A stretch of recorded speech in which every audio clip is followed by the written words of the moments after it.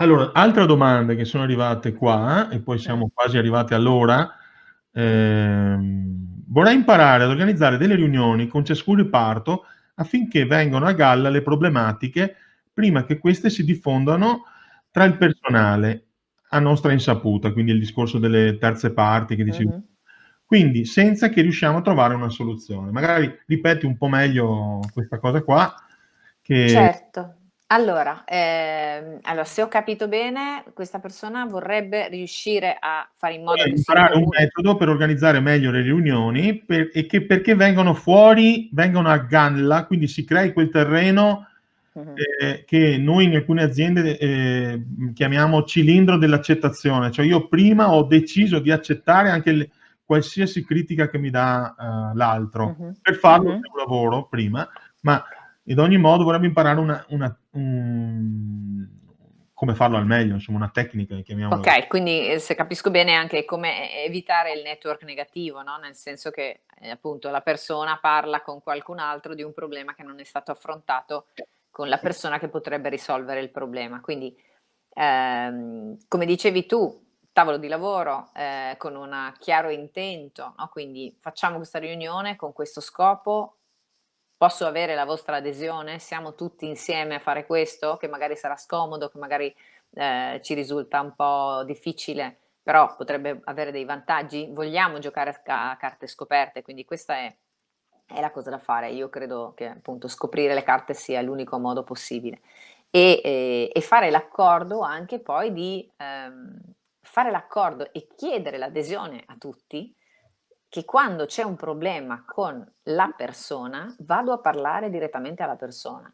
E non basta dirselo, bisogna richiamare quella cosa. Quindi quando poi Mario viene da voi a parlare di Giorgio, se noi abbiamo dato l'adesione in una riunione, possiamo richiamare, dici: "Guarda, ti ascolterei per tutta la giornata, ma ti ricordi che abbiamo detto, questa cosa qua? Quindi che ne dici di andare a parlare direttamente a Giorgio", o come l'abbiamo chiamato. Quindi ogni volta anche qui, restituire la responsabilità e non scivolare nell'abitudine di prima, altrimenti non se ne esce. Io so che è una tentazione Rispettare le regole grande che ci siamo fare dati. alleanza con quello a scapito dell'altro, ma è veramente veleno per l'organizzazione. Rispettare le regole che ci siamo dati. Un'altra cosa che abbiamo visto io e te in azienda alcune volte è stato che siamo ormai anestetizzati nel provare le emozioni. Parlate delle vostre emozioni, cioè se avete uno stato d'animo, dichiarate lo stato d'animo non accusando, cioè non dire mi hai fatto incazzare. Questa cosa mi dà noia e mi fa incazzare, è diverso, è la Mh-mh. cosa.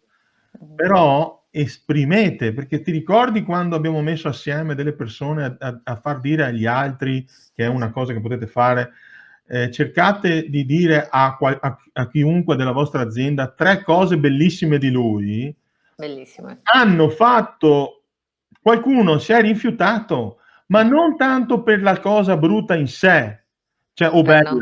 ma perché non riusciva a gestire l'emozione dentro di lui. Mh-mh. Siamo anestetizzati dalle emozioni, non siamo più capaci di provare emozioni. Sì, o di contenerle, abbiam paura di non riuscire a contenerle. Okay, ma, Mh. quindi significa che per non gestirla non la faccio uscire. Mh-mh. Ingoio, ingoio, ingoio, escono anche le malattie, come ci diceva il buon Francesco quando parlavamo un po' di il nostro sistema nervoso, il nostro sistema immunitario va a farsi va a quel paese.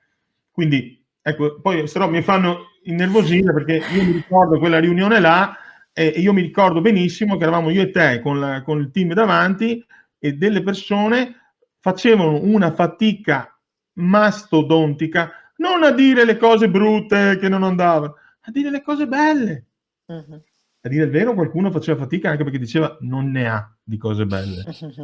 Quindi se Sì, trovi qualcuno in un'azienda che è in questa situazione è impegnativo. è grave.